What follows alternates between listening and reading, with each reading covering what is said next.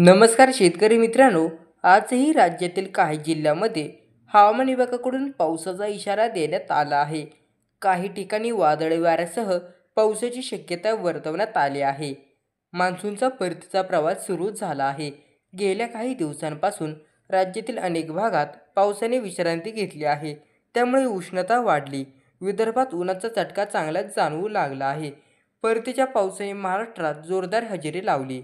अतिवृष्टीमुळे शेतकऱ्यांचं मोठं नुकसान झालं आणि ऐन पीक काढणीच्या हंगामात पाऊस झाल्याने याचा मोठा फटका हा शेतकऱ्यांना बसला. दरम्यान जरी पावसाने उघडीप दिली असली तरी देखील आजही राज्यातील काही जिल्ह्यात हवामान विभागाकडून पावसाचा इशारा देण्यात आला आहे.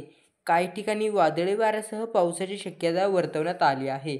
हवामान विभागाने दिलेल्या माहितीनुसार आज मुंबई आणि उपनगरात हवामान ढगाळ राहणार असून हलक्या पावसाची शक्यता आहे.